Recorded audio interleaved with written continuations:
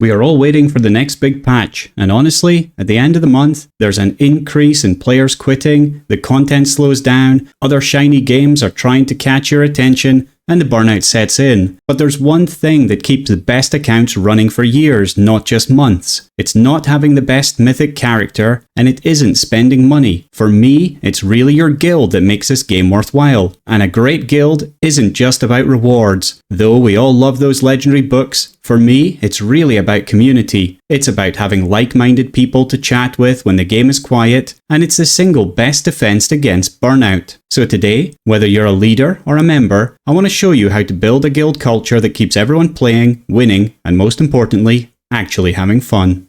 Our first interaction with guilds comes once you hit account level 5 and you get the opportunity to join one. And at this point, you have a few different options available to you. You can just jump into any of the guilds that are offered, or you can search for a specific one based on the guild's name, country, or its tag if you know that. Finally, you can even take the first step of creating your own guild for 1000 coins. Personally though, if you're anything like me, I would just auto-join a guild that has around 30 members, looks like it speaks your language, and of course has a minimum power level that works for you. The reason for me to promote this is a couple of things. Firstly, as a new player, it's a great opportunity to learn how guilds work as you are being overwhelmed at the start with all the new features and characters. Secondly, it helps grow the smaller guilds that really deserve to get a good start in place for everyone. However, once you feel comfortable in the game and in your guild, I would absolutely go looking for one that really fits the type of player that you are. Maybe you like a guild where no one talks, or maybe you're looking for something where everyone is active every day. Whatever type of guild you want, there is one out there for you, and the biggest point I can make here is that you shouldn't settle in your current guild if you're not happy. You don't owe others loyalty, and you deserve to be having fun. So check out the guild recruiting channel in the official Tacticus Discord channel, or on any relevant social media Tacticus channels, and go find a guild that works for you.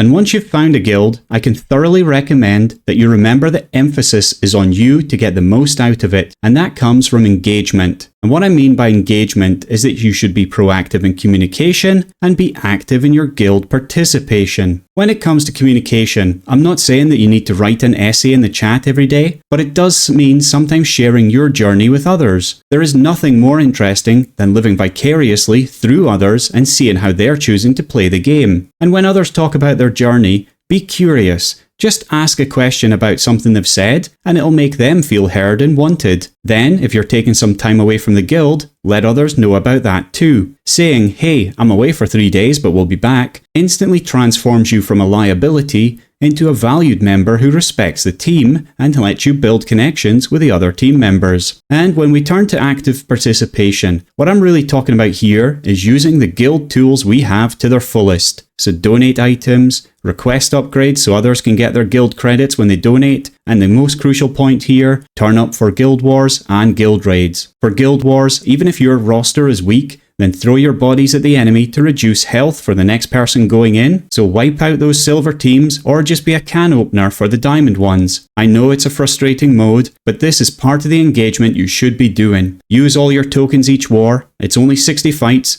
and a weak attack is infinitely better than a missed attack. And when you're all fighting equally, it again shows you to be a worthy part of the guild. That is selfless play, and that's what makes you indispensable. For guild raids, if you have a newer team, focus on helping out by tackling the sub-bosses as much as possible. If you and your other newer teammates can kill the sub-bosses, then the bigger hitters in the guild can use their tokens more effectively against the bosses. Working together will help the guild rise up through the ranks. And a lot of newer players are afraid to attack because they think their damage is irrelevant. Listen to me. Damage is damage. Even if your team gets wiped in 10 seconds and you only do 500 damage to side bosses, then that contributes. It moves the needle. And definitely make sure that you share that replay and ask for help from the other older guild members. They have experience and should be happy to explain some tips and tricks for you on how to improve your team setup and specific tactical positioning. And if they don't, then maybe it's time to re-roll that guild again. And finally, I know that some of you are looking at that guild projects tab and wondering about that. You've seen it sitting there, greyed out, mocking us. It's been coming soon since the game launched, and at this point it's basically an archaeological artifact. We're all still waiting for the developers to implement this feature, but don't hold your breath. Treat it like a joke, ignore it, and focus on the tools we actually have to show your value, and hopefully one day we will actually get it. Next, I want to talk about the officers, and I really think that this is the hardest role in the guild. Why? Because you have to do the actual work, and you don't have the absolute authority of the leader. If you're still a member, then you might be wondering why you would want to be learning about the officer's role. Well, firstly, I think everyone should be inspiring to be fulfilling part of the officer's role so that it isn't too overwhelming for one person. And secondly, you should be looking at your own officers in your guild and see if they're living up to this role. If not, again, maybe that's another sign it's time for a guild change. But first off, let's kill a misconception. The primary job of an officer should not be enforcement. It should be morale, training, and headhunting for new recruits. So when you're dealing with your current teammates, avoid the nagging trap. If the only time that officers speak up to scold people for missing tokens, then you become the fun police. People will tune you out. Instead, be the hype man. Celebrate when someone unlocks the latest release character. Highlight a great raid attack in the chat. Basically, create a positive feedback loop so people want to log in and they feel like they're seen in the guild. When it comes to training, if someone posts a guild raid replay, then give a little bit of advice in as positive a way as possible. For example, hey, that was a really great raid.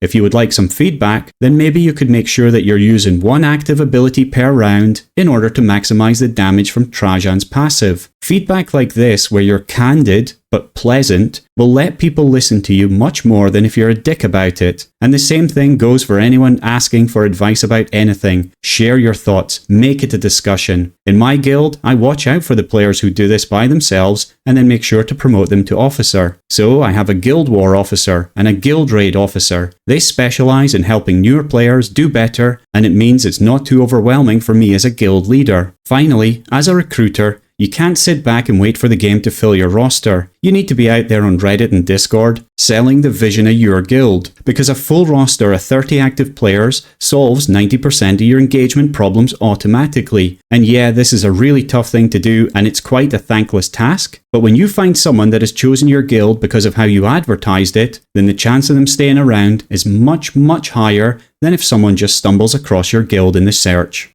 Finally, we arrive at the leader. If the officers are the engine, the leader is the steering wheel. And if you fall asleep at the steering wheel, the car crashes. And there is one trap that kills more guilds than anything else. It's the leader trying to be a hero, doing absolutely everything by themselves. They're trying to run the guild war strategy, coordinate the raids, and recruit new members. Eventually, there's a good chance they're going to burn out, and when the leader burns out, the guild can die. So for leaders, look at adopting the CEO mindset. Your job is not to do everything, it's to find the people who can help you. Find the guy that loves optimizing guild war layouts and make him your war general. Find the chatty person and make them your recruiter or your heart of the guild. Delegate or die. And your second job, and this is one of the most critical parts of being a leader, is setting the vision. Because clarity is king. You need to decide what you are right now. Are you a top 50 competitive guild chasing the leaderboard? Or are you a dads with jobs casual guild? Most guild drama comes from a lack of clarity here. If half your guild wants to sweat for the top ranks and the other half just wants to chill, you're going to lose both groups. So pick a lane and stay in it. And then comes the hardest part of the job, which is the hammer. Inactivity of players is contagious. When active players see freeloaders getting the same rewards as them, they stop trying or they leave the guild. And as the leader, you're the one with the power to press the kick button. It feels mean, it feels harsh, but you have to reframe it. Kicking a nice person who hasn't logged in for 5 days isn't an act of aggression, it's an act of defense. You're protecting the experience of the 29 other people who show up every day. If you're too nice to cut the rot, you're actually being toxic to your best players. So be firm, be fair, but protect the guild first. For our guild, we have a welcoming message that lets everyone know what's expected. First, I'll ask the new recruits what they're looking for in a guild, and if they don't answer at this point, I'll kick them within a couple of hours, because that's the kind of basic engagement I want to see from my guildmates. At least saying hello and telling us a little bit about yourself should be the bare minimum here. Then we have 2 guidelines. Use your guild tokens, and use at least 15 tokens against the epic and legendary bosses in guild raids. If you fail with either of those guidelines, you get a strike against you, and then 3 strikes and you're out. Strikes fade over time with good participation and engagement. Finally, if you go on holiday, let us know. And so this keeps a very clear set of guidelines for players to understand what kind of guild they're coming into and what they need to be doing on a daily basis. Other than that, of course, we keep an eye on logins. If people don't log in for a few days and they haven't let us know, then we'll likely kick you and see if you come to talk to us on Discord. And speaking of Discord, I really recommend having a Discord that isn't mandatory, but is there for those that want to have a place to talk outside of the game. For us, we have a pretty extensive one, but some of the main channels are our guild rules are in there, a flex room where players can show off their latest characters, a patch notes channel and a monthly calendar event channel. There's channels about each mode, and a projects channel where you can just add in your long-term goals and then update us on how it's going. So maybe you're trying to get that Terry's All Gold team, or maybe you're trying to get a full-on Tau team. It's that kind of projects we're looking for. And then there's a ton of others, but those are the most used ones. For me, one of the things I'll make sure to do is always, after each guild raid season, I'll drop in the results for my guild using my Google Sheets data charts, and this just helps everyone to stay focused. It gives you a lot of data about the most recent guild raid, and if you're a bit more interested in what I mean about this, then check out the link in the description below. I think your guild will find it very useful. Other than that, just make sure that you're present and supportive of your guildmates. And so I hope that gives you a little insight into how to be part of a successful guild and what a successful guild looks like throughout everything. Remember, it's players on the other side of the guild, and with that, make sure you bring positivity and friendliness. In the grim darkness of the far future, there might be only war, but right now, we need to be beacons of light, making sure that we don't end up there. So that's everything for today. Hit that like and subscribe, and I'll see you next time.